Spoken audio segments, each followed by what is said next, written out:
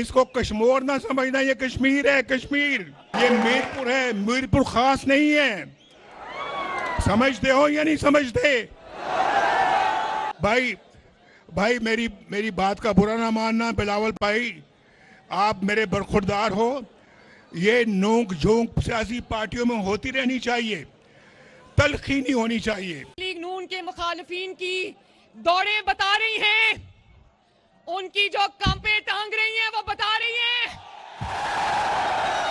وہ خود بول رہی ہیں کہ مسلم لیگ نون نے آزاد کشمیر کی بازی اللہ تعالیٰ کے فضل و کرم سے اور آزاد کشمیر کے عوام کی سپورٹ سے جیت لی ہے انشاءاللہ تعالیٰ. بسم اللہ الرحمن الرحیم. السلام علیکم ناظرین، آپ دیکھ رہے ہیں نیوز ون ٹونائٹ. میں ہوں سید عاصم رضا. ناظرین، آج کے پروگرام میں ہم بات کریں گے افواج پاکستان مضبوط اور فیصلہ کن رد عمل کے ذریعے غیر ملکی پراکسیز کے عزائم کو شکست دیں گے. یہ فیلڈ مارشل عاصم منیر صاحب کا کہنا ہے. C D F Asim Munir صاحب نے جو 20ویں بلوچستان ورکشاپ تھی، نیشنل بلوچستان ورکشاپ کے حوالے سے ان کے پارٹیسپنٹ سے گفتگو کرتے ہوئے یہ بات کی. وزیر اعظم کی بھی ملاقات ہوئی آج اسی گروپ سے جو کہ بلوچستان ورکشاپ کے ہمارے پارٹیسپنٹس تھے. وزیر اعظم نے کہا کہ ہمارا پڑوسی ملک بھارت جو ہے وہ دہشت گردی کے لیے فنڈز اور دہشت گردی میں سہولت فراہم کر رہا ہے. اس کے حوالے سے افغانستان کے حوالے سے بھی اسحاق ڈار صاحب نے بات کی انٹرنیشنل ایک فورم پہ، اور انہوں نے کہا کہ وہ ایک بہت بڑا پاکستان کے لیے چیلنج ہے اور ڈیفینیٹلی اس کے حوالے سے غزب الحق آپریشن چل رہا ہے. آج ٹانک میں ایک افسوسناک واقعہ ہوا جس میں 15 سیکیورٹی فورسز کے لوگ جو تھے وہ شہید ہوئے. انہوں نے جام شہادت نوش کیا. چیک پوسٹ پہ حملہ کیا گیا دہشت گردوں کی جانب سے، جس کے جواب میں سیکیورٹی فورسز نے آپریشن کیا اور 12 دہشت گردوں کو ہلاک کیا. مستونگ میں بھی ہم نے دیکھا کہ سیکیورٹی فورسز کی مؤثر کارروائی اور 4 دہشت گردوں کو ہلاک کیا گیا. ایران پر 13ویں رات بھی فضائی حملے جاری ہیں اور ٹرمپ صاحب یہ فرما رہے ہیں کہ جو نقصانات ہو رہے ہیں امریکہ کے یا پھر عرب سٹیٹس کے، گلف سٹیٹس کے، تو اس کا جو نقصان ہے وہ جو فروزن فنڈز ہیں ایران کے، ان سے پیسوں سے پورا کیا جائے گا. ایک نئی جہت جو ہے یہ پہلی دفعہ ہم نے سنی جو کہ امریکی پریزیڈنٹ کی جانب سے آئی. اور آپریشن جو ہے خاص طور پر جس کو ہم ایپک فیوری کہتے ہیں، یہ جو ہے اس کی کنٹینیویشن کی بات کی جا رہی ہے. ایک سینٹ میں قرارداد اس جنگ بندی کے حوالے سے پیش کی گئی جو کہ ڈس اپروو ہو گئی. اس میں 47 اور 49 ووٹوں کے درمیان کا فرق تھا جو ڈس اپروو ہوئی، یعنی کہ کامیاب نہیں ہو سکی. ساتھ ساتھ کاکروچ پارٹی نے بھارتی جنتا پارٹی یعنی بھارتی غنڈہ پارٹی کا جینا حرام کر دیا ہے اور مظاہرے جو ہیں وہ ملک گیر ہو چکے ہیں. صرف جنتر منتر یا نیو دہلی میں نہیں رہے اور اب پوری بھارت کے اندر جو اسٹوڈنٹس ہیں وہ جناب صاحب اس کے اندر شامل ہونا چاہ رہے ہیں اور شامل ہو چکے ہیں.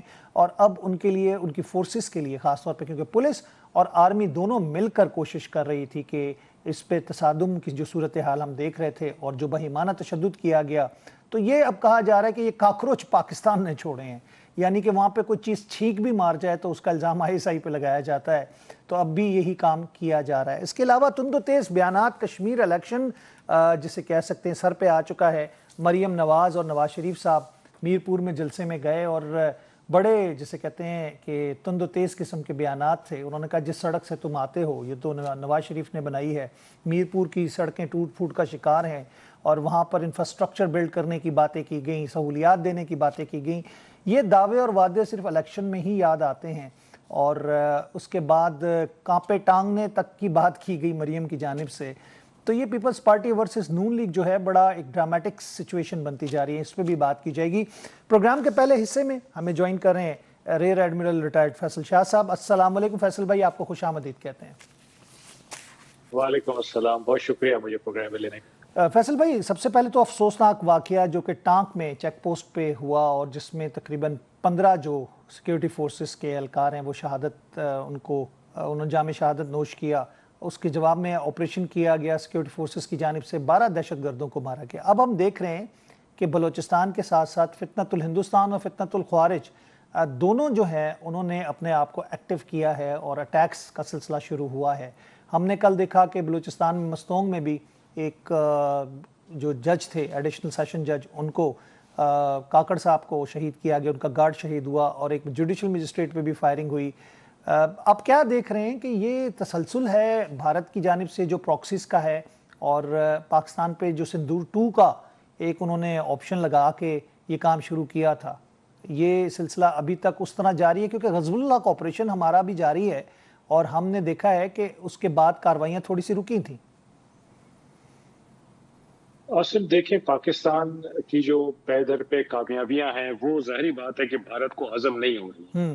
اور مئی 2025 تو ایک آپ سمجھیں کہ ایسی چیز تھی جو کہ جس میں ساری کلئی کھل گئی. لیکن اس سے پہلے اگر آپ تھوڑا سا چلے جائیں، پیچھے چلے جائیں، تو پاکستان دیکھیں کئی سالوں سے بھارت کے خلاف ڈوزیئرز بھی پیش کر رہا تھا، دنیا کو بتا رہا تھا کہ یہ ملوث ہے ٹیررسٹ ایکٹیویٹیز میں پاکستان کے اندر، کشمیر میں وہ اتنا کچھ کر رہا ہے، یہ پاکستان سب بتا رہا تھا دنیا کو. لیکن ظاہری بات ہے دنیا نے اپنی آنکھیں ذرا بند کی ہوئی تھیں یا موندھی ہوئی تھیں، کیونکہ ان کو پتا تھا کہ بھارت ایک بڑی اکانومی ہے، بڑی پاپولیشن ہے، بڑا ملک ہے، ان کے بہت ایکسپرٹس ہیں. تو اپنے نیشنل آبجیکٹیوز اور انٹرسٹ کے تحت دنیا چپ تھی. لیکن بھارت کو ظاہری بات ہے کہ وہ ان کی ہسٹری بھی اگر آپ دیکھ لیں تو ان کو عزت راست نہیں آتی ہے اور وہ خود ہی اپنے پاؤں پہ کھلاڑی ماننا شروع ہو جاتے ہیں. اب آپ کو یاد ہوگا وہ کینیڈا، یو ایس اور آسٹریلیا کی جو گورنمنٹس نے اپنے ڈاکومنٹس بھارتی گورنمنٹ کو دیے کہ جی آپ کے اسٹیٹ یعنی اسٹیٹ اسپانسرڈ یعنی گورنمنٹ کے لوگ آپ کے انوالو ہیں ہمارے نیشنلز کے خلاف ٹیررسٹ ایکٹیویٹیز کرنے میں یا پلاٹنگ کرنے میں، یہ انہوں نے ثبوت کے ساتھ دیا. تو دنیا کو پہلی دفعہ پتا چلا یا دنیا نے پہلی دفعہ اس کا اظہار کیا کھلے عام کہ بھارت اوورسیز ٹیررزم میں انوالو ہے.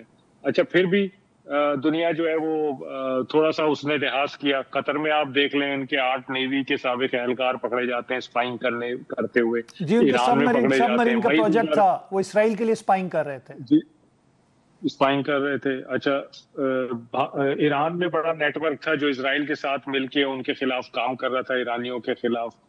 مئی 2025 آتا ہے، اس میں آپ دیکھیں بھارت کی جو فوجی قوت یا طاقت انہوں نے ایک بنائی ہوئی تھی، اس کا ہوا بنایا ہوا تھا، اس کی کلئی کھل گئی.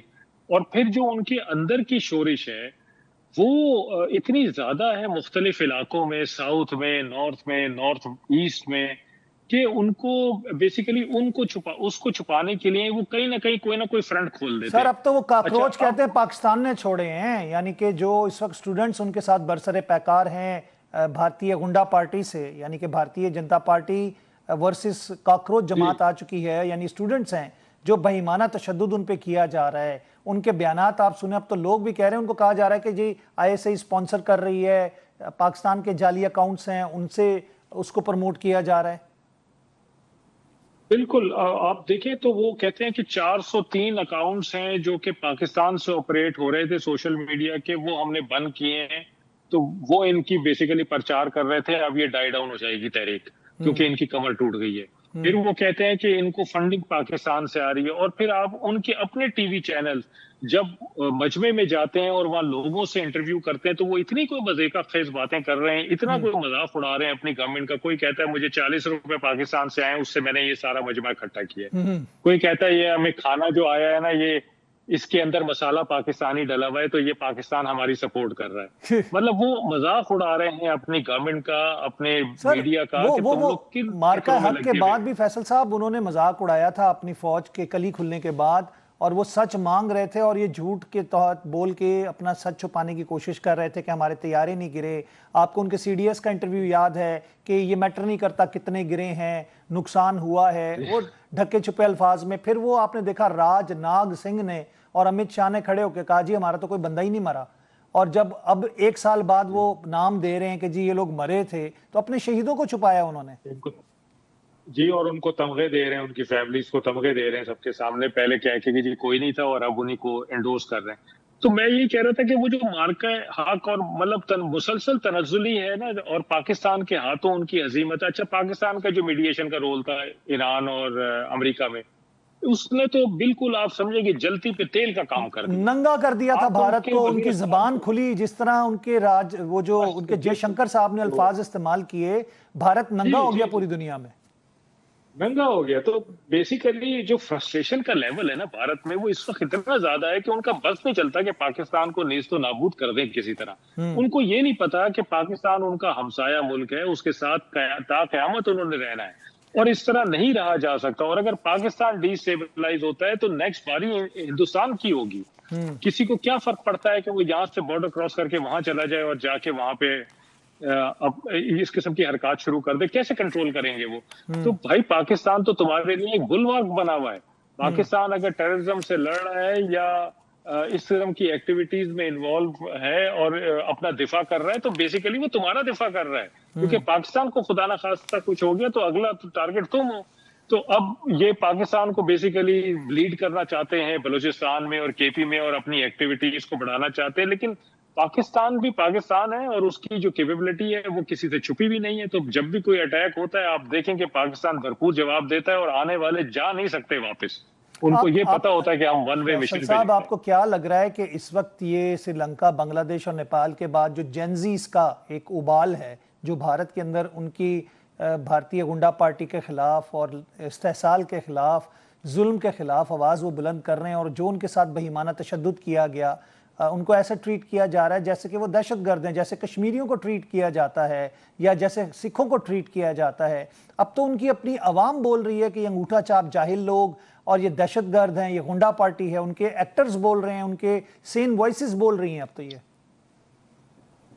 एक बच्ची जिसका इंटरव्यू टीवी वाले कर रहे थे, उसने कहा कि मैंने अपना नाम नहीं बताया कि मैं मुसलमान मेरा नाम है, वरना वो मुझे गद्दार करार दे देते। यानी वो मजमे में जो बच्ची थी जो कि प्रोटेस्ट कर रही है एजुकेशन सिस्टम के खिलाफ, उसने कहा कि अगर मेरा इनको पता चल जाए कि मेरा ये नाम है तो ये मुझे गद्दार करार दे देगी। देखें आसिम, मैं कोई बहुत सारी कॉन्फ्रेंसेस सेमिनार्स में इंटरेक्ट करता रहा हूँ वहां से आने वाले लोगों के साथ, पढ़े लिखे लोगों के साथ, और वो इतना डरते हैं सही बात करने से। वो बरमला कहते हैं कि हम ये बात नहीं कर सकते क्योंकि हमारा पॉलिटिकल एनवायरनमेंट हमें अलाउ नहीं करता है कि हम ऐसी बात करें।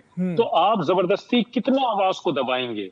आप कितना दबाएंगे आवाज को? चलो कुछ लोग तो डर जाएंगे, लेकिन आपके तो आप पहले तो आपका इल्जाम था कि आप माइनॉरिटीज के खिलाफ कर रहे हैं। अभी तो जो लोग निकले हुए हैं उसमें माइनॉरिटीज का तो कोई जिक्र ही नहीं है। वो तो सारे मिले जुले लोग हैं और उन सबके साथ आप ये बर्ताव कर रहे हैं। तो अब हिंदुस्तानी अवाम को भी ये समझ आ गया है कि ये जो गवर्नमेंट है ये कोई हिंदुत्व का प्रचार नहीं कर रही है, ये बेसिकली एक अपनी आइडियोलॉजी का प्रचार कर रही है, जिसमें अगर इसके इंटरेस्ट के खिलाफ हिंदू भी होंगे तो उनको भी उसी तरह मार पड़ेगी जिस तरह से माइनॉरिटीज को पड़ती है। ओके, और अगर हम बात करते हैं कि जो दहशतगर्दी के जो एक सबूत कनाडा ने, अमेरिका ने, ऑस्ट्रेलिया ने दिए हैं, और भारत के ऊपर अब तो एक स्ट्रेट गैंगस्टरिज्म और टेररिज्म का इल्ज़ाम लग रहा है और उनकी पॉलिसी में शामिल है, ये पाकिस्तान शुरू से लगाता आया है। अब तो उनके अपने मुल्क के अंदर लोग उनको दहशतगर्द और गुंडा कह रहे हैं। तो आपको लगता है कि भारत के खिलाफ कोई एक्शन होगा? मेरा ख्याल है कि बहुत ज्यादा देर दुनिया इसको बर्दाश्त नहीं कर सकेगी, भारतीय खुद इस चीज को बर्दाश्त नहीं कर सकेंगे और इम्प्लोजन का खतरा है भारत के अंदर। इस वक्त जो पोलराइजेशन भारत में हो गई है भारतीय जनता पार्टी की वजह से, उसमें इम्प्लोजन का बहुत ज्यादा खतरा है। ऑलरेडी तहरीक चल रही है, मुख्तलिफ सूबों में चल रही है, और ये जो एक तहरीक चली है इसने बेसिकली सबको मिला दिया है। आप देखें अपोजिशन भी इनके साथ है, बहुत सारे ऐसे लोग जो कि चुप बैठे हुए थे फेंस के ऊपर, अब वो कूद पड़े हैं इसमें, और वो इस अपॉर्चुनिटी को एक वाइबल अपॉर्चुनिटी समझते हैं अपनी आवाज उठाने के लिए। देखिए भारत का हमेशा से तुर्रा इम्तियाज क्या रहा, वो कहते थे हम सेकुलर हैं। सेकुलरिज्म जो है वो हमारा तुर्रा इम्तियाज है, हमें डिस्टिंक्ट करता है रीजन के बाकी ममालिक से। तो किधर गया वो सेकुलरिज्म? कितने साल से वो सेकुलरिज्म आपको नजर नहीं आ रहा है? तो अब जाहिर बात है जो सेन वॉइसेस हैं वो सब जमा हो रही हैं और ये एक प्रेशर बन रहा है मोदी गवर्नमेंट के खिलाफ। क्या करते हैं ये आगे जाके, कितना उनको डेंट कर पाते हैं, क्या मोदी गवर्नमेंट पीछे हटने को तैयार होगी? अब स्टेटमेंट्स तो आ गई हैं, प्राइम मिनिस्टर साहब की भी स्टेटमेंट आ गई है और भी लोगों की स्टेटमेंट आ रही है, लेकिन क्या वो इनके आगे झुकेंगे या इनका क्रैकडाउन करेंगे? ये बेसिकली डिसाइड करेगा भारत का फ्यूचर। भारत का फ्यूचर डिसाइड करेगा, लेकिन भारत का फ्यूचर उनकी यंग जनरेशन जेनजीज हैं, और वो जेनजीज की इस वक्त आवाज़ जो है वो पूरी दुनिया को हिला के रख रही है। पूरी दुनिया का आलमी मीडिया अब चुप नहीं है। पहले हम देखते थे कि कश्मीर के हवाले से आलमी मीडिया खामोश था, खालिस्तान के हवाले से खामोश था। अब आलमी मीडिया के अंदर ये खबरें चल रही हैं और ये खबरें इस वक्त हम देख रहे हैं कि पूरी दुनिया के बड़े आउटलेट्स ने भी इस चीज़ को एड्रेस किया है। तो आपको लगता है कि अब ये जेनजीज जो हैं ये वही हाल उनका करेंगे जो नेपाल का हुआ, جو بنگلہ دیش کا ہوا حسینہ واجد کے ساتھ، اور جس طرح سری لنکا میں وہ لوگ ابھرے اور اس کے بعد انہوں نے ٹیک اوور کیا؟ دیکھیں عاصم، یہ جو جینزیز ہیں نا، یہ ان کی خاصیت یہ ہے کہ یہ کنیکٹڈ ہیں تھرو آؤٹ دا ورلڈ. ہماری دور کے لوگ نہیں ہیں جو کنیکٹڈ نہیں ہوتے تھے، جن کے پاس مینز آف کمیونیکیشن اس طرح کے نہیں ہوتے تھے. اب تو یہ کنیکٹڈ ہیں اور لائیو اپڈیٹس جا رہی ہوتی ہیں، لائیو پکچر جا رہی ہیں، میمز جا رہی ہیں، ویڈیوز جا رہے ہیں. لوگوں کو پوری دنیا میں پتہ چل رہا ہے کہ بھارت میں کیا ہو رہا ہے. تو اگر بھارتی گورنمنٹ ہوش کے ناخن نہیں لے گی اور ان کا اسی طرح کریک ڈاؤن کرنے کی کوشش کرے گی جیسے ابھی کر رہی ہے، اور خواہ مخواہ کے الزامات لگائے گی پاکستان کے اوپر جس کو ان کی اپنی عوام تسلیم نہیں کر رہی ہے اس دفعہ، تو میرا خیال ہے کہ بھارتی گورنمنٹ کے لیے یہ بڑا مشکل ہو جائے گا اس کو کنٹرول کرنا اور اپنے آپ کو سسٹین کرنا. ان کا سروائیول کی جنگ بن گئی ہے یہ، اور بنتی جا رہی ہے. آپ دیکھیں گے آنے والے دنوں میں اگر یہ تحریک چلتی رہتی ہے، لوگ سڑکوں پہ رہتے ہیں، کتنے شہروں میں اب یہ پھیل گئی ہے ایک جگہ سے نکل کے. تو یہ اس چیز کا شاخسانہ ہے کہ یہ ایک ایسی آواز بن گئی ہے جو لوگوں کو قبول ہے، جو میجورٹی آف انڈین پاپولیشن اس کو قبول کر رہے ہیں، اس کو اپنا رہے ہیں اور اس میں شامل ہو رہے ہیں جوک در جوک. تو ظاہری بات ہے کہ یہ تو کسی بھی گورنمنٹ کے لیے اچھا نہیں ہوتا. آپ نے نیپال میں بھی دیکھا، آپ نے بنگلہ دیش میں بھی دیکھا کہ وہاں کے لیڈران کو وہاں سے بھاگنا پڑا. تو کیا مودی صاحب کو بھی میرے خیال ہے جہاز تیار کر لینا چاہیے اگر وہ ہوش کے ناخن نہیں لینا چاہتے تو. نہیں، مودی صاحب کو تو وہ گجرات کے ریلوے اسٹیشن پہ چھوڑیں گے جہاں پہ وہ پہلے چائے بناتے تھے، اور وہیں پہ ان کو چائے بنانے کا سٹال لگا کے دیا جائے گا. لگتا یہ ٹھیک ہے، ان کا گزر بسر اچھا ہو جائے گا. جی بہت بہت شکریہ فیصل صاحب، تھینک یو ویری مچ. آپ نے اپنا قیمتی وقت ہمیں دیا، آپ ہمارے ساتھ پروگرام میں رہے، اپنی رائے کا اظہار کیا. ناظرین، ہم یہاں پہ لیں گے وقفہ، اس کے بعد دوبارہ ملتے ہیں.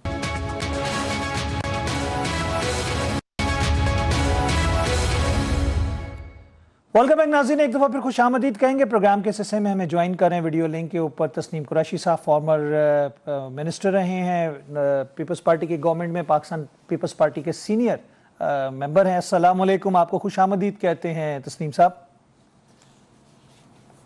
وعلیکم السلام. تسنیم صاحب، اس وقت کشمیر جو ہے الیکشن کے حوالے سے بڑا گرم نظر آ رہا ہے ہمیں. آج میاں محمد نواز شریف اور مریم صاحبہ وہاں پہ پہنچی میرپور میں جلسے میں، جو انہوں نے خطاب کیا، بڑے تند و تیز الزامات اور طنز لگائے بلاول بھٹو زرداری اور سندھ حکومت کے اوپر. اسے کشمور نہ سمجھا جائے، یہ کشمیر ہے. جس سڑک پہ تم کشمیر آتے ہو وہ میاں نواز شریف نے بنائی. ابھی جو کمی ہے وہ میاں محمد نواز شریف کی ہے. اس کے علاوہ کانپے ٹانگ رہی ہیں آپ کی.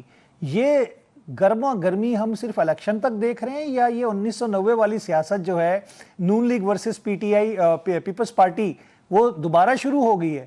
وہ دور دوبارہ یاد آ گیا ہمیں؟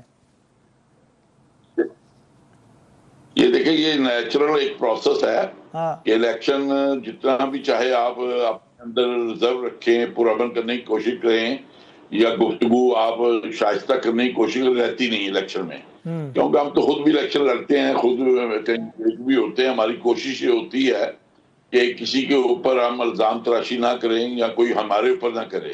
لیکن کسی ایک کی طرف سے جب یہ کام شروع ہوتا ہے وہ پھر رکتا نہیں ہے، اور جب تک الیکشن نہیں ختم ہو جاتے اس وقت تک وہ چلتا رہتا ہے. تو میں یہی سمجھتا ہوں کہ یہ جو چیزیں ہیں، جو یہاں پہ گرمی آپ دیکھ رہے ہیں، گرم جوشی دیکھ رہے ہیں، اس میں چلو ہمارے چیئرمین میں سمجھتا ہوں نوجوان ہیں، چلو ان کی جو باتیں ہیں، جو حقائق کے اوپر مبنی باتیں انہوں نے کی ہیں، انہوں نے کوئی ایسی بات نہیں کی.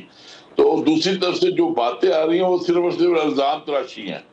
اس سے میں سمجھتا ہوں وہ تھوڑا سا الیکشن کے حوالہ سے جو اس میں گرمائش کو اور بڑھانے کی کوشش ہے. اور میں یہ سمجھتا ہوں کہ یہ گرمائش کہیں ایسے نہ ہو کہ زیادہ ہی بڑھ جائے، جس سے جو ایک چارٹر آف ڈیموکریسی ہم نے سائن کیا ہے کہیں اس کو ڈیمیج نہ کر جائے. تو اس لیے ہمیں محتاط گفتگو کرنی چاہیے. میاں صاحب ایک سلجھے ہوئے سیاستدان ضرور ہیں، لیکن مجھے ان کی یہ تقریر سن کے، ان کا یہ لب و لہجہ سن کے افسوس ہوا ہے کہ آپ تو ایک بزرگ آدمی ہیں اور سینئر ترین ہیں. چلیں ہم بلاول صاحب کو تو سمجھتے ہیں کہ نیو کمر ہیں، یا وہ ان کے الفاظ میں کہ ابھی کل کا وہ بچہ ہے، لیکن ان کی جو باتیں ہیں ہمارے چیئرمین کی، وہ ان سے بہت زیادہ ان کی سوچ سے بھی زیادہ بڑھ کے انہوں نے باتیں کی ہیں، اور انہوں نے کوئی ایسی بات نہیں کی کہ کسی کے اوپر الزام تراشی ہو. ہمارے پاس بھی بہت مواد ہے جو ہم الزامات لگا سکتے ہیں.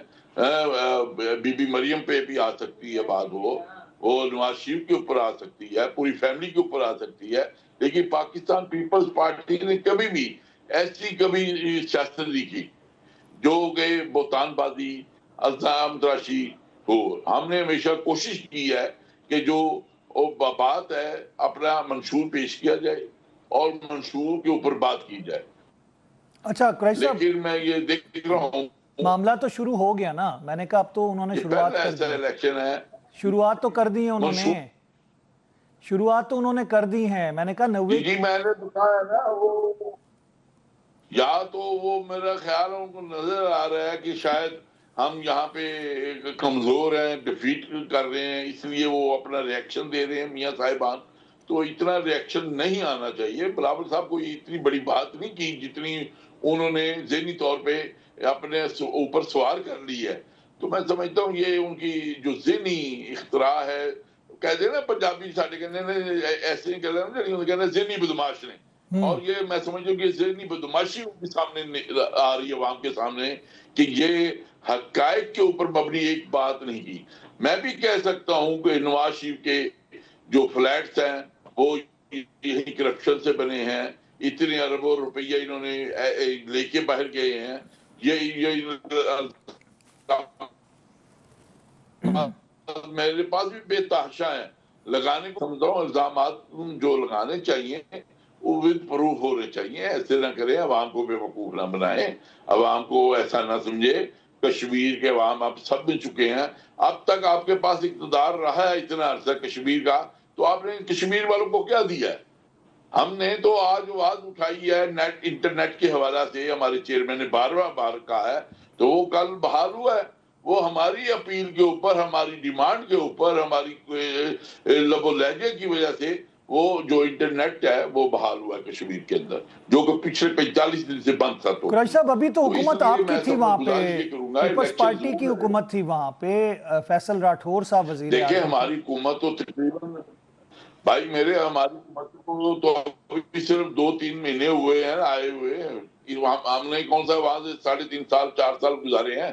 یہ ان کی تو حکومت پچھلے 3.5 سال سے وہاں پہ تھی. انہوں نے کیا کیا؟ یہ اپنا پہلے تو وہ آ کے یہ کیا کرتے ہیں؟ میاں صاحب کی ڈیمانڈ ہے کہ مجھے وزیر اعظم بنایا جائے آزاد کشمیر کا.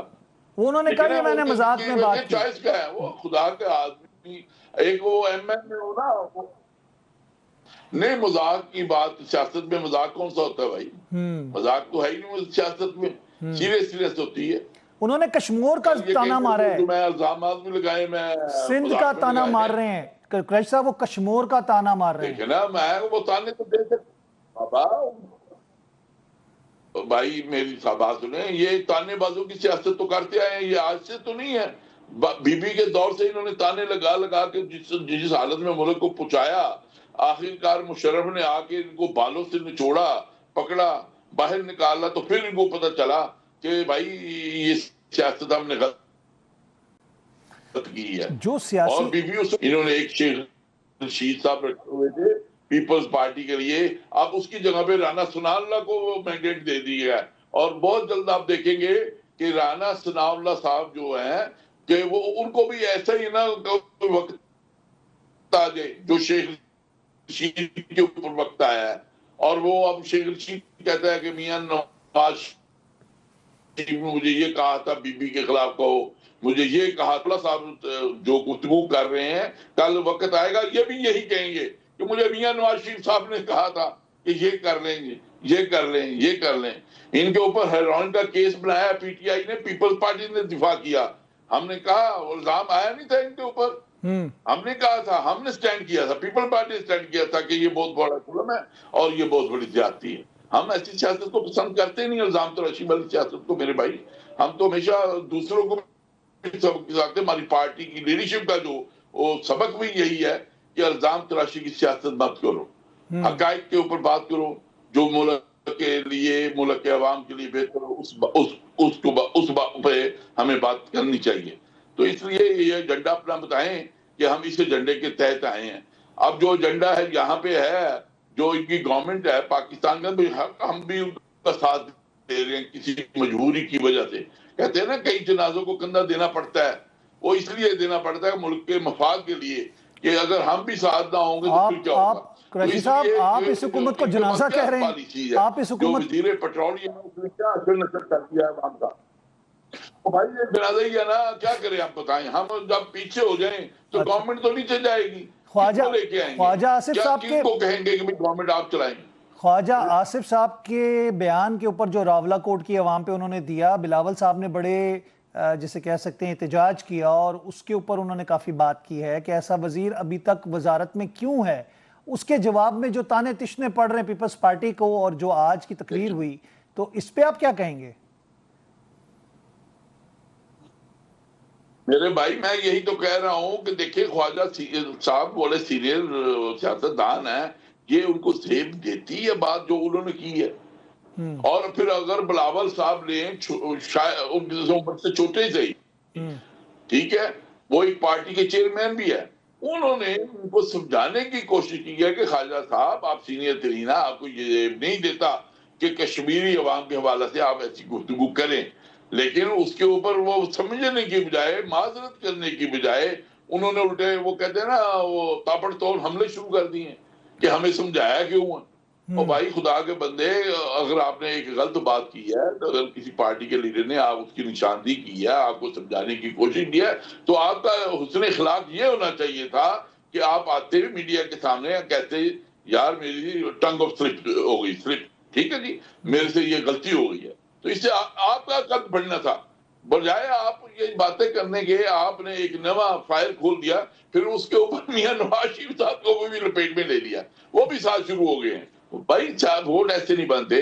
انہوں نے جو سیاست کی ہے نا ہمیشہ پرچیوں کی جو سیاست کی, اگر آپ دیکھ لیں کبھی آئی جی آئی کی صورت میں کی ہے, ٹھیک ہے جی, وہ آئی جی آئی بنا لی, انہوں نے کبھی قرآن کو سامنے لے کے آگے, کبھی مذہب کو ساتھ شامل کیا.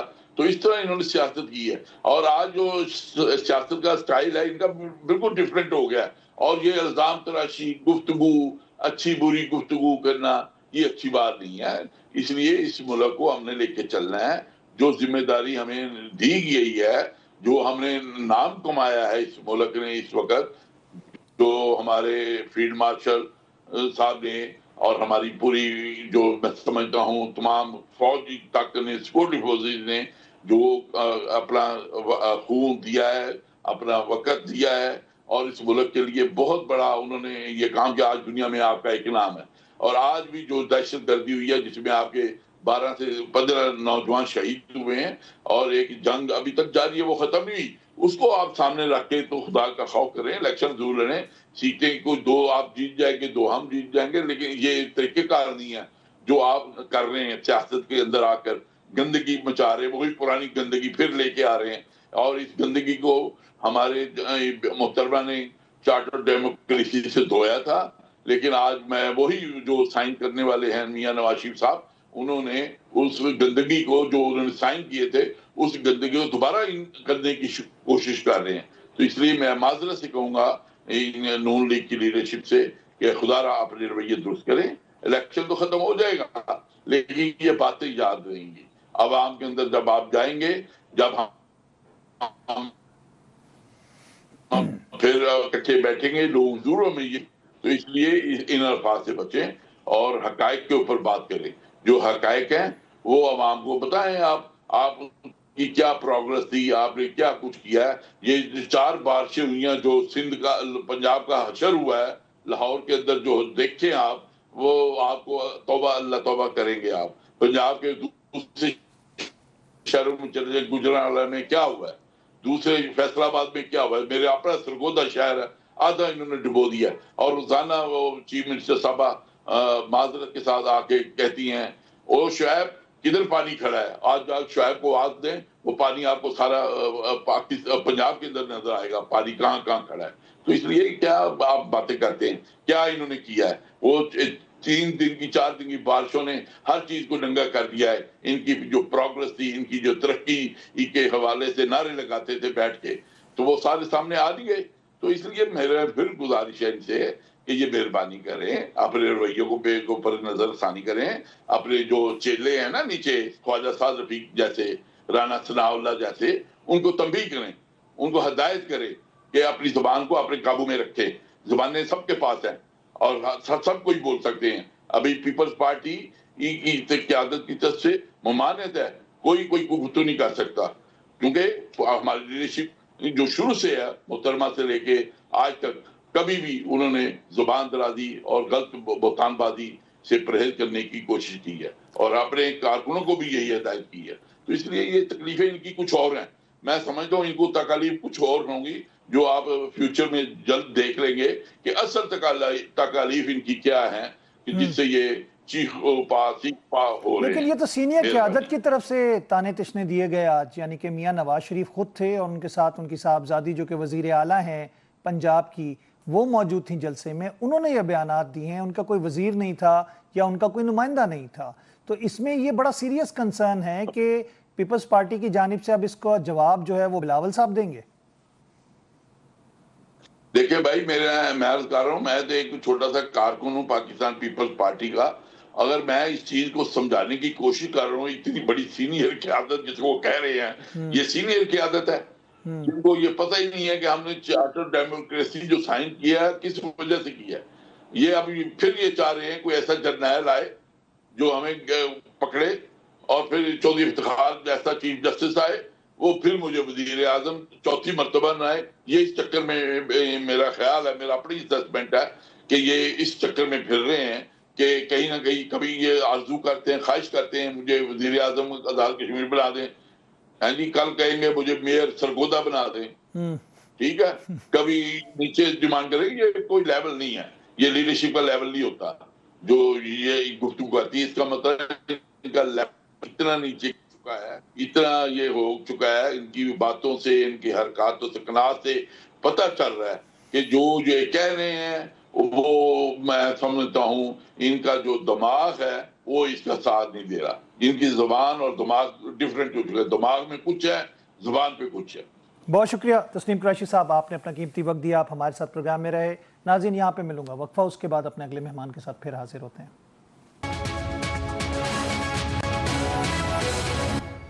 ویلکم بیک ناظرین، ایک دفعہ پھر خوش آمدید کہیں گے آپ کو پروگرام نیوز ون ٹونائٹ میں. پروگرام کے اس حصے میں ہمیں ویڈیو لنک پر جوائن کریں ڈاکٹر سلمان شاہ صاحب، سابق وزیر خزانہ اور ماہر معاشیات. السلام علیکم ڈاکٹر صاحب، آپ کو خوش آمدید کہتے ہیں. شکریہ جی. ڈاکٹر صاحب، اس وقت ہم دیکھ رہے ہیں کہ جو ایران امریکہ جنگ کے سلسلے میں جو پیٹرولیم مصنوعات پر امپیکٹ آ رہا ہے، اور جس طرح ہم نے دیکھا کہ پاکستان میں اس کی قیمتیں روزانہ کی بنیاد پہ بڑھتی جا رہی ہیں، اس کے اثرات جو ہماری اکانومی ہے، ہمارے عام آدمی کی ضرورت کی جو روزمرہ کی اشیاء ہے، خوردنوش، اس کے اوپر اثرات پڑ رہے ہیں. مہنگائی کی شرح اس وقت ہم دیکھ رہے ہیں جو کتابی لحاظ سے کہا جا رہا ہے وہ 0.91 کہا جا رہا ہے. سالانہ شرح 9.66 بولی جا رہی ہے، لیکن ایکچولی تو ہم نے دیکھا کہ ٹماٹر میں 280% اضافہ ہوا، انڈوں میں 80% اضافہ ہوا ریٹ میں، اور گو کہ ہر چیز جو ہے جو کہ پٹرول سے منسلک ہے کیونکہ ہمارا دار و مداری اس پر ہے، ہر چیز جو ہے وہ دسترس سے باہر ہوتی جا رہی ہے. تو یہ امپیکٹ جو ہے اس کو حکومت کنٹرول نہیں کر پا رہی، اس کو آپ کیسے دیکھیں گے؟ دیکھیں جی، کنٹرول کرنا بڑا مشکل ہے کیونکہ پاکستان کی اکانومی جو ہے اس کو امپورٹڈ انرجی کے اوپر ڈیپینڈنٹ کر دیا گیا ہے. اور اب کیونکہ امپورٹڈ انرجی جو ہے وہ ساری گیس اور آئل پہ ڈیپینڈ کرتی ہے، تو جب بھی ان کی قیمتیں اوپر جائیں گی تو وہ اس کا اثر تو پاکستان کے عوام پہ ڈیفینیٹلی ہوگا.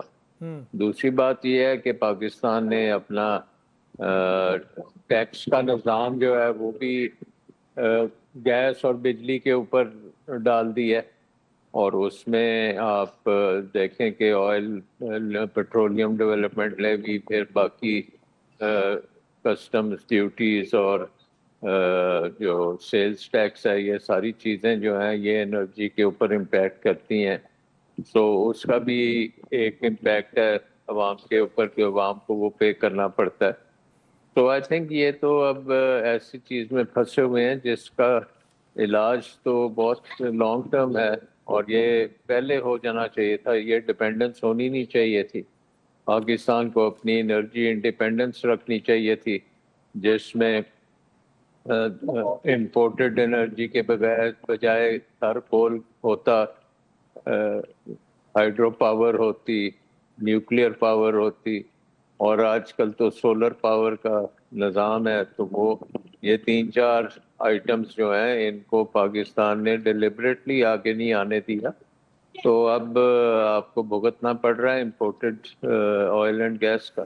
سر آپ نے ابھی بات کی ہے سلمان بھائی کہ جو گرین انرجی یا سولرائزیشن کی بات کی جا رہی ہے اس کو آگے نہیں آنے دیا جا رہا، ایون ہم ای وی جو ویکلز کی بات کر رہے ہیں، اس کو ڈیلیبریٹلی یہ کلٹس ہیں جو کہ جن کا مفاد ہے اس پیٹرو ڈالر کے ساتھ یا پھر امپورٹڈ انرجی کے ساتھ، جس میں آئی پی پیز بھی شامل ہیں، ان کے پیچھے کون ہیں؟ بجلی کی چوری وہ صارفین پہ ڈال دی جاتی ہے، اس کا خمیازہ وہ بھگتتے ہیں۔ ایف بی آر کی چوری یا ان کی نکمہ پن یا نااہلی وہ عوام پہ ڈال دی جاتی ہے، وہ پیٹرولیم لیوی کی مدد میں یا پھر اس کے اندر ٹیکسز کی مدد میں پوری کیے جاتے ہیں۔ آپ کیا سمجھتے ہیں کہ سسٹم کے ناکامی کی وجہ سے عوام یہ بھگت رہی ہے، یا پھر ہمارے پاس کیپیسٹی نہیں ہے، ہمارے پاس ریزروائرز نہیں ہیں کہ جس میں ہم پیٹرول کے حوالے سے کوئی 30 دن کا بھی ہم ریزروائر رکھ سکیں؟ دیکھیں ہمارے پاس تو ہائیڈرو کا جو پوٹینشیل ہے وہ ہم نے صرف 10% اسے استعمال کیا۔ ہمارے پاس سولر کا جو پوٹینشیل ہے وہ تو ابھی ہم نے دیکھا بھی نہیں ہے۔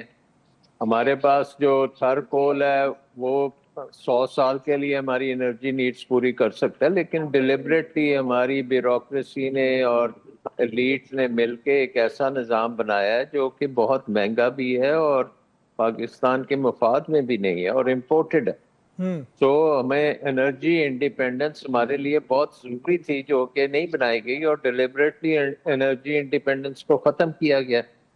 سو اب اس میں پھنسے ہوئے ہیں تو اب بھگتنا پڑے گا، اس کا کوئی اور علاج نہیں ہے۔ سلمان بھائی میرا سوال تو یہی ہے نا کہ ہمیں ڈیلیبریٹلی اس کو اگنور کیا گیا اور اس پہ انڈیپینڈنٹ نہیں ہونے دیا گیا، اس کے پیچھے کیا محرکات کیا ہیں؟ کون سے کلٹس ہیں؟ دیکھیں اس کے پیچھے ہمارے سیاسی لوگ بھی ہیں، اس کے پیچھے ہماری بیوروکریسی بھی ہے، اور ہماری ایلیٹ جو ہے بزنس ایلیٹ وہ بھی اس میں شامل ہے۔ سو وہ تو سب کو پتہ ہے کہ کون اس میں اکٹھے مل کے یہ کام کیا، کیونکہ ہر معاہدے کے اوپر دستخط جو ہوئے ہیں انہی کے ہوئے ہیں نا جو جنہوں کو اس پہ ان سے فائدہ ہوا ہے۔ تو جن کو فائدہ مل رہا ہے وہ ان قوانین کو پاس نہیں ہونے دیتے، یا ایسی چیزوں کو جسے کہہ سکتے ہیں جس میں سولرائزیشن یا پھر سستی انرجی کی بات جہاں کی جائے اس کے آگے رکاوٹ حائل کرتے ہیں، چاہے وہ بیوروکریسی ہو چاہے وہ سیاستدان ہو؟ جی بالکل اسی طرح ہی ہے، کیونکہ وہ ایسے معاہدے کیے ہوئے ہیں جس کو ہم ٹیک اینڈ پے اور ٹیک اور پے کہتے ہیں، جس کا مطلب یہ ہے کہ آپ نے پیسے دینے ہیں، آپ بجلی استعمال کرتے ہیں یا نہیں کرتے، کیپیسٹی چارجز، اور وہ کیپیسٹی چارجز جو ہیں وہ اس وقت فیول چارجز سے بھی زیادہ ہیں، اور پھر ڈالروں میں کیونکہ ہم نے یہ ساری چیزیں کی ہوئی ہیں تو ڈالر آپ کو پتہ جو جس وقت کیے تھے اس وقت 70-80 روپے کا ڈالر تھا، اب 280 روپے کا ڈالر ہے۔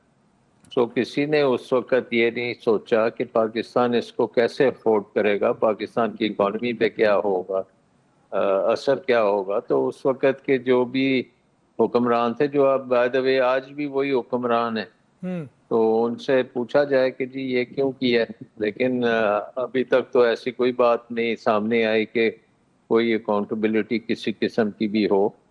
سو برداشت جو ہے وہ عوام کو ہی کرنا پڑے گا۔ سلمان بھائی اس میں سوورن گارنٹیز دی گئی ہیں اور اس کے بعد اس چیز پہ قوم کو بلیک میل کیا جاتا ہے کہ یہ معاہدے منسوخ نہیں کیے جا سکتے کیونکہ ان پہ سوورن گارنٹیز ہیں، اور اب تو بچے کو انفارمیشن ہے کہ اس کے پیچھے کون کون سے اشرافیائی خاندان موجود ہیں جن کے نام پہ یہ کمپنیز ہیں۔ بالکل۔ تو اب اس کا حل کیا ہے کہ عوام یہ خاموشی سے درد برداشت کرے؟ اور ہم دیکھتے ہیں نا کہ جہاں پر غربت ہے، جہاں پر بھوک افلاس ہوتی ہے، وہاں پر جب اس طرح مہنگائی کا طوفان آتا ہے تو وہاں پہ لا اینڈ آرڈر سچویشن بھی خراب ہوتی ہے، اور ملک ویسے ہی دہشت گردی کے افریت میں مبتلا ہے، تو اس میں اگر لا اینڈ آرڈر کے بھی مسائل شروع ہو گئے تو پھر یہ کیا کریں گے؟ دیکھیں یہ ظاہر ہے نا، یہ نظر آ رہا ہے، کیونکہ آپ دیکھ رہے ہیں کہ جو اکنامک نظام ہے اس نے پاکستان میں آدھے کے قریب آبادی جو ہے اس کو غربت میں ڈبو دیا ہے۔ اقتصادی نظام نے تقریباً 40% بچے جو ہیں وہ سٹنٹنگ ان کی ہو رہی ہے کیونکہ ان کو خوراک نہیں صحیح مل رہی۔ تقریباً 2.5-3 کروڑ بچے جو ہیں وہ اسکولوں میں نہیں۔ تو وہ کون سا اقتصادی نظام ہے جس نے یہ سارا کچھ کیا ہے؟ ایک بڑا اچھا خطہ ہمارے پاس تھا، ہمارے پاس پانی تھا، دریا تھے، زمین تھی، سب کچھ تھا، لیکن ہمارے نظام نے ہمیں غریب سے غریب تر کر دیا۔ تو اب اس نظام کو آپ کو بدلنا پڑے گا نا۔ تو نظام اصل میں اب بدلنے کے لیے تیار نہیں ہے، وہ پوری کوشش کرتا ہے کہ وہ اپنے جو فائدے اٹھا رہے ہیں ایلیٹس وہ اٹھاتے چلے جائیں۔ سو آئی تھنک نہ تو کوئی الیکشن میں چینج ہو سکتا ہے، نہ کوئی اور چینج آ سکتی ہے، تو بس اب اسی طرح ہی کام چلے گا۔ مجھے یہ بتائیے گا کہ ہم ایف بی آر کی بات کرتے ہیں جس کی ذمہ داری ہے ریونیو جنریٹ کرنا، ٹیکس کلیکشن کی بات کی جائے، ہر مرتبہ خسارے کا بجٹ جاتا ہے اور ہمیں نظر یہ آتا ہے کہ ایف بی آر اپنے اہداف حاصل کرنے میں ناکام رہی، اور اس کے اندر ہم نے یہ بھی دیکھا ہے کہ جو لیکیجز ہیں ایف بی آر کے اندر سے جو ٹیکس کلیکٹ ہوتا ہے وہ مڈل مین کے ساتھ مل کر وہ بھی اب ہزاروں اور اربوں میں جا چکی ہے۔ اور اس کے حوالے سے آپ کو یاد ہے فارمر جو منسٹر تھے ٹریجری کے اور اس کے علاوہ جو ایف بی آر کے چیئرمین تھے وہ بھی بتاتے رہے کہ کتنی کرپشن ہو رہی ہے، اس کو بھی نہیں روکا جا رہا۔ اس سب کا ملبہ بجلی چوری، ایف بی آر کی ناکامی یا ان کی چوری وہ ساری عوام پہ ڈالی جا رہی ہے۔ عوام جب آ گئی سڑک پہ تو پھر یہ کیا کریں گے؟ دیکھیں عوام بیچاری تو بھوک سے ستائی ہوئی ہے، عوام کے پاس کوئی نوکریاں نہیں ہیں۔ آپ کو پتہ ہے 90% آبادی آپ کی 45 سال کی عمر سے کم ہے۔ ان کا روزگار سب سے نمبر 1 آبجیکٹو یہ ہے کہ ان کو روزگار ملتا رہے، اور ہماری اکانومی جو ہے وہ گرو ہی نہیں کر رہی کیونکہ اسی کی وجہ سے روزگار کے مواقع ملتے ہیں، اور گرو اس لیے نہیں کر رہی کیونکہ انویسٹمنٹ نہیں ہوتی، اور انویسٹمنٹ اس لیے نہیں ہوتی کیونکہ ایف بی آر نے ٹیکس لاد دیے ہیں لوگوں پہ۔ اور سو آئی تھنک کہ اتنے رولز ریگولیشنز، بیوروکریسی، سیاسی کنٹرول، ایلیٹ کا کنٹرول، یہ سارا نظام جو ہے یہ اب پاکستان کے عوام کے لیے کام نہیں کر رہا، یہ اپنے لیے کام کر رہا ہے۔ تو جب تک یہ ریفارمز نہیں کریں گے، اب تو دیکھیں نا آئی ایم ایف نے بھی یہی کہہ دیا ہے کہ پاکستان میں کرپشن جو ہے اور مس مینجمنٹ سے 6% جی ڈی پی گروتھ جو ہے وہ ضائع ہو رہی ہے۔ ورلڈ بینک کہتا ہے کہ بچے جو ہیں وہ اسکولوں میں نہیں ہیں، سٹنٹنگ ہو رہی ہے۔ ایشین ڈیولپمنٹ بینک کہتا ہے ایکسپورٹ نہیں ہو رہی۔ تو یہ تو سارے ہمارے پارٹنرز تھے نا جنہوں نے پیسہ اتنا لگایا پاکستان میں، تو وہ پیسہ تو ضائع ہو گیا کیونکہ پھر نظام نے اس کو استعمال صحیح نہیں کیا۔ سو اب یہ سوال تو اب عوام کے لیے ہے کہ وہ اس کا کیا سلوشن نکالتے ہیں۔ تو آپ نے بات کی، ایک سلوشن یہ ہے کہ پھر سوشل انریسٹ ہوگا۔ آلریڈی ہمارے 2 صوبوں میں بہت زیادہ شورش ہے اور اس کی وجہ سے دہشت گردی بھی ہے، پھر آپ کے باقی صوبوں میں بھی اسی طرح کے حالات بن سکتے ہیں۔ تو آئی تھنک کہ یہ جب تک ہم نظام کو بدلیں گے نہیں، ریفارمز نہیں کریں گے، ڈیپ سیٹڈ ریفارمز نہیں کریں گے، یہ معاملہ چلتا رہے گا۔